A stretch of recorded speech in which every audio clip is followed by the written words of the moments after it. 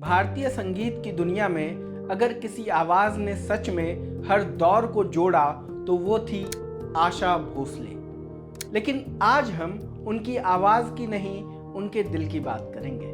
उस प्यार की जो उन्होंने खाने में डाला, उस लगाव की जिसने उन्हें एक लेजेंडरी सिंगर नहीं बल्कि एक शानदार कुक भी बना दिया। कहानी बड़ी सीधी है लेकिन असर गहरा है।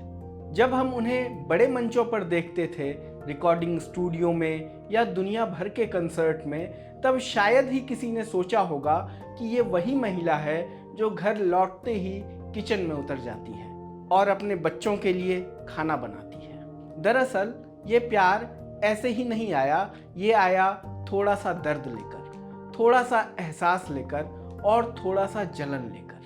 एक बातचीत में जब यूट्यूबर काम्या जानी ने उनसे खाना बनाने के बारे में पूछा तो आशा जी ने बहुत ही सादगी से बताया कि उनका काम उन्हें लगातार सफ़र पर रखता था। शहर बदलते थे, देश बदलते थे, लोग बदलते थे और इसी दौरान वो अलग अलग जगहों के खाने को समझने लगी।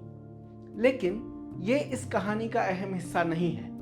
अहम हिस्सा ये है जब उन्होंने बताया कि उनके बच्चे अक्सर किसी और के घर जाकर कहते थे, आज बहुत अच्छा खाना खाया, और ये सुनकर उन्हें अच्छा नहीं लगता था। सीधी बात थी, एक माँ को ये सुनना आसान नहीं होता कि उसके बच्चे किसी और के हाथ के खाने की तारीफ करें और उसके अपने हाथ का स्वाद उन्हें याद ही ना हो। यहीं से कहानी बदलती है। उन्होंने खुद से कहा, अब ये बदलना पड़ेगा। बच्चों को माँ के हाथ का खाना याद रहना चाहिए।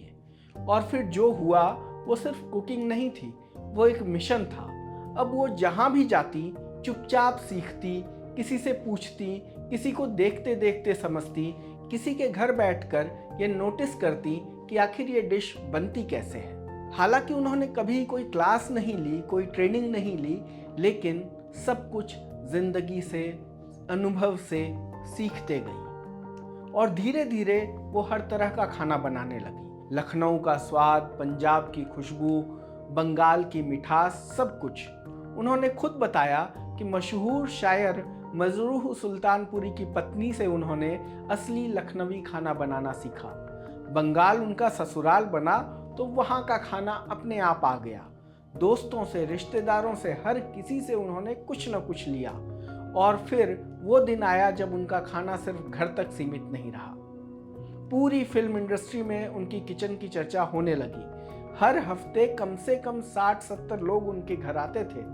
बड़े बड़े बर्तन चढ़ते, बिरयानी बनती, मटन बनता था, चिकन बनता था और सबसे खास उनकी माँ की दाल। ये कोई आम दाल नहीं थी, ये उन्होंने पेशेवर लोगों से सीखी थी और वो दावा करती थी कि उनके तरह की माँ की दाल कोई और नहीं बना सकता। और सच कहें तो ये सिर्फ रेसिपी नहीं थी, ये उनकी पहचान बन चुकी थी। लेकिन कहानी यहीं खत्म नहीं होती। एक और दिलचस्प मोड़ है, मोमोज। जी हाँ, वही मोमोज जो आज हर गली में मिलते हैं। आशा भोसले ने भी ये सीखा और वो भी किसी शेफ से नहीं बल्कि एक एक्ट्रेस से। उन्होंने खुद बताया कि माला सिन्हा ने उन्हें मोमो बनाना सिखाया। सोचिए, एक लेजेंडरी सिंगर दूसरी एक्ट्रेस से किचन में खड़े होकर सीख रही है, सिर्फ इसलिए कि वो अपने बच्चों को खुश कर सके। ये चीज़ अलग है, ये जुनून है। ये वही जुनून है जो उन्हें हर बार बेहतर बनाता गया और धीरे धीरे वो वक्त भी आया जब उनके बच्चे ही नहीं बल्कि उनके बच्चे के बच्चे यानी उनके ग्रैंड किड्स भी कहने लगे, ये खाना वैसा नहीं है जैसा दादी बनाती है। अब बात उलट चुकी थी।